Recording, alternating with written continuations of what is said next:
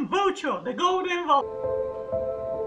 Днес ще изпълня The Mission Challenge.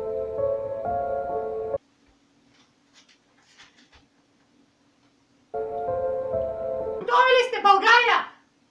Тука!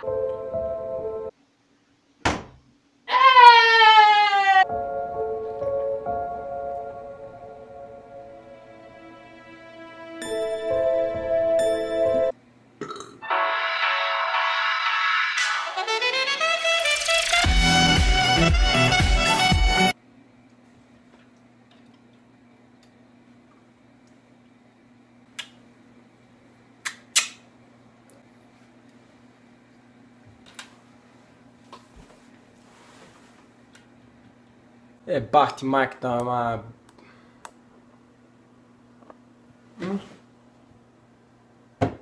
Маеш си не тъй.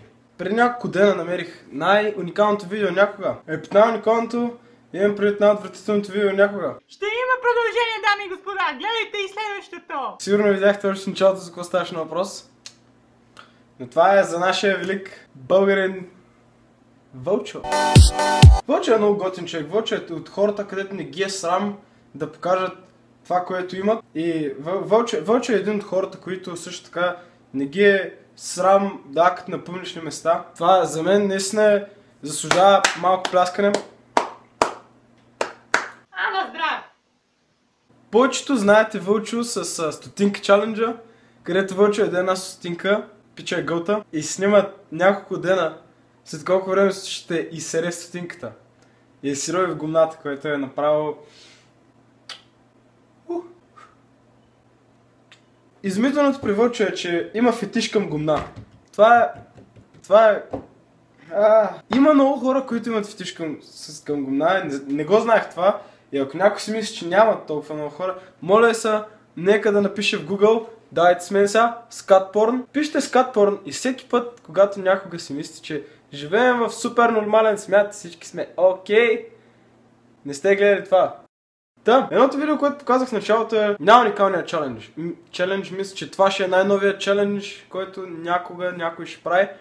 То челендж ще стане хит. Още от сега го надушвам. Това е... Ако някой не го направи този челендж, е пу... Ако се питате какво е това, нарязах се ръката, отдеях с един нож, правих се на нинджа, не са пред на нинджа във вас. Този челендж се казва Мишена чалендж. Това е най-уникалният чалендж. Направо в чалендж няма никъде. Сега ще ви обясня как го прави този чалендж, за да може всички да го направим и всички да направим такова уникално видео като Вълчо.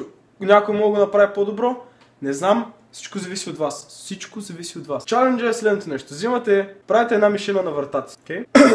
След като направим една мишена на вратата си, оттам ние трябва да вземем няколко листа хартия или вестник. Какво да е под ръка? Да го сложим на земята, за да има къде да са и серем. Взимате фекалите си, малко ги мачките, мога да ги стиснете или може да си направите снежна акина топка всъщност. Да. И след това си целите вратата. Който оцели мишената, печели.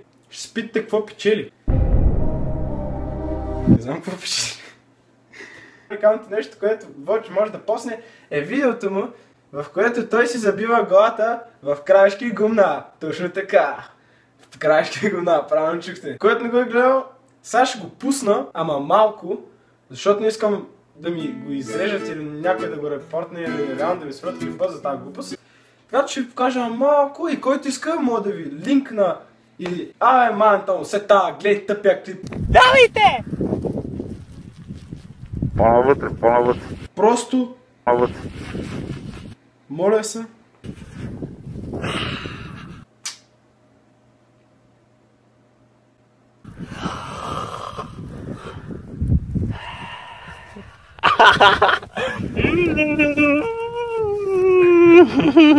Драматичен ефект. Един истински мъж не може да се забие главата в Тор и да направи къв болт беше това. Сета. Но да, Вълчо.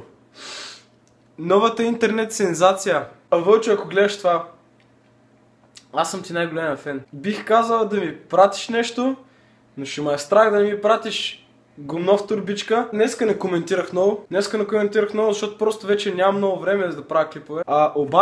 Обаче, ако този клип ако този клип събере 100 лайка. Ако този клип събере 100 лайка, ще почна да качвам по, да кажем, 2 пъти седмично. И така ще пробвам от време на време, пак ще казвам нещо сорт на ако този клип събере 100 лайка, моля да дайте ми 100 лайка. Ще правя клипа по 3 на ден. Просто ако върви, ако искате да виждате повече от това, реално днеска не беше кой знае какво, но ако искате да виждате повече от това, моля да харесайте и след това ще видим какво ще стане. Реално ще гледам правя повече клипове и реално ще гледам по някое време поне направя по 3 на ден.